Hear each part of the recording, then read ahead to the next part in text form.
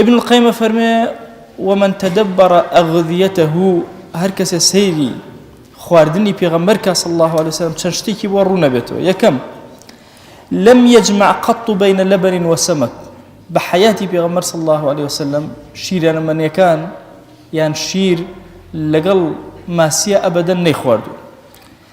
وبين لبن وحامض قد شيري لقل شتي ترشا نخواردو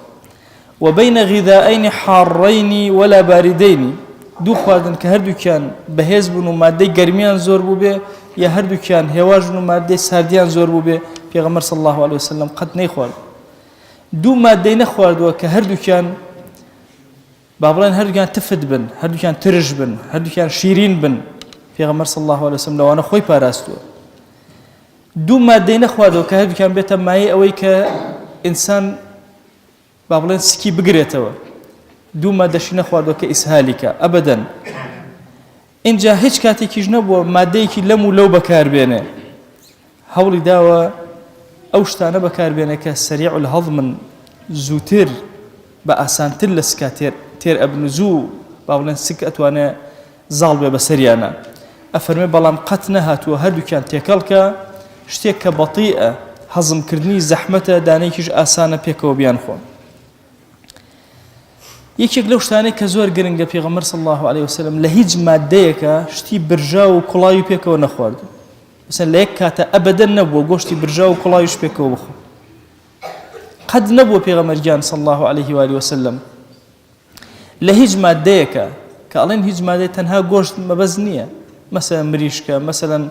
ماسیە وەکی ئێستا متەداول لە بینی ئێمە غەیری ئەوانش هەر مادەیەکی تر قەد نەبووە شتێکی برژا و لەگەڵ شتێکی کوڵاو پێکەوە لە هەمان مادەیە بخوات یان لە هەمان مادەیە شتێ وشک کرابێتەوە شتێکیش بەتەڕی بۆ نمونە مێوژ لەگەڵ ترەیە ئەبەدەن پێغەمبەری خوا صلی الله عليه وسلم نەیخوارد کە مادەیەکیان تەڕە و مادەیەکیان وشکە ئەفەرمێ قەت پێغەمبەر صلی الله عليه وسلم شیری نەخواردووە لەگەڵ هێلکا پێکەوە کۆیان کاتەوە ئەو دوانە قەتیش خۆشەویستمان صلی الله عليه وسلم گۆشتی لەگەڵ شیرە نەخواردووە ئەو کاتی کە زۆر گەرمای بوو بێ پێغەمبەر صلی الله عليه وسلم قەت خواردنی نەخوارد وەستاوە تاوەکو هێمن بێتەوە هادی بێتەوە فێنک بێتەوە اینجا نانی خوارد ئەو کاتی کە خۆشەویستمان صلی الله عليه وآله وسلم کە لەم هیلاکەتێکی زۆر و ماندووبوونێکی زۆر ئەبەدەن نانی نەخواردووە تاوەکو ئیسراحەتی کردووە اینجا بە حەیاتی خۆشەویستمان خواردنێک نەبووە کە بۆی گەرم کرێتەوە جاری دوو هەموو بیخۆ طبعا ئەمانە هەمووی لە ئێستا لە طبی ئێستا باسەکرێن هەموویان لە هەدی پێغەمبەران صلی الله عليه وآله وسلم ئەفەرمێ بە حەیاتی خواردنێک ئەگەر جۆرێک لە جۆرەکان کۆن بوو بێ بۆنی کرد بێ قەت پێغەمبەر صلی الله عليه وسلم نەیخوارد ئەبەدەن لە هەموو عمریا خواردنێکی نەخواردەوە کە سوێر بوو بێ